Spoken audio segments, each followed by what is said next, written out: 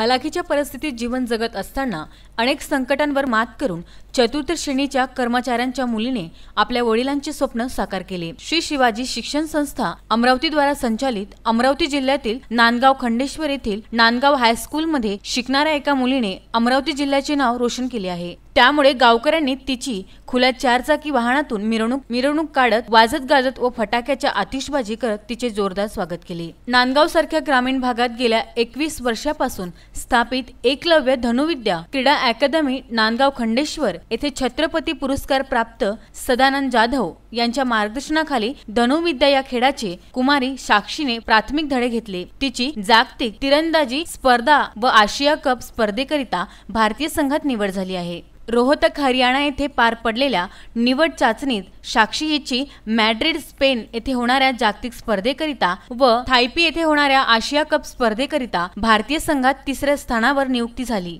साक्षी व तिचे कोच अमर जाधव यांनी घेतलेली मेहनत, जिद्द, सातत्य व परिश्रम यामुळेच हे आज शक्य झाले, असे साक्षी तोटे हिने सांगितले। तसेच मी निश्चित जागतिक तिरंदाजी स्पर्धेत आपल्या देशासाठी सुवर्ण पदक मिळवून देशाचा सन्मान वाढवण्यासाठी प्रयत्नाची पराकाष्ठा करेल असा विश्वास साक्षीने व्यक्त केला। मी अमर जाधव यांच्या मार्गदर्शनाखाली सराव करते।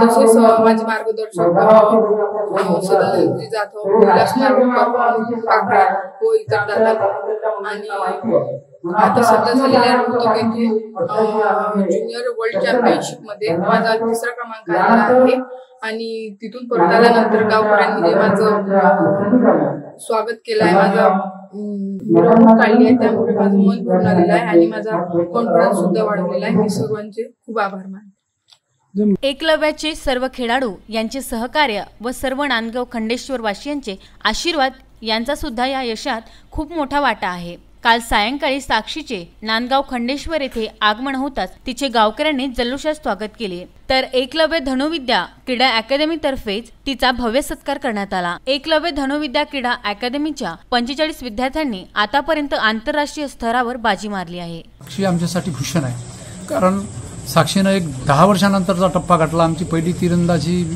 जागतिक स्तरावर खेळली होती 10 वर्षाच्या अगोदर आणि आता 10 वर्षानंतर पुन्हा एकदा आमच्यासाठी प्रेरणा ठरली साक्षी, कारण ती आता तब्बल 3 इंटरनॅशनल स्पर्धा खेळणार आहे, ज्यामध्ये एक विश्वकप आणि त्याचबरोबर 2 आशिया कप। यामध्ये नक्कीच ती आपलं त्या ठिकाणी पदक प्राप्त करेल आणि आमच्या या अकॅडमीचे 1-2 नाही तर तब्बल 245 खेळाडू आंतरराष्ट्रीय आणि राष्ट्रीय स्तरावर पदक मिळवले आंतरराष्ट्रीय स्तराबरोबर आणि यानंतर या प्रेरणेतून ते पुढे जाणार आहेत ऑलिम्पिक स्तरापर्यंत आणि ऑलिम्पिकवर सुद्धा ते कब्जा करतील असं मला या ठिकाणी सांगावंसं वाटते।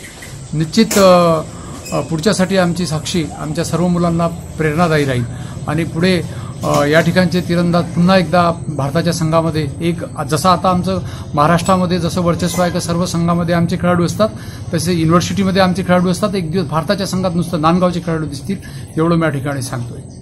VCN news bureau Nandgaon Khandeshwar.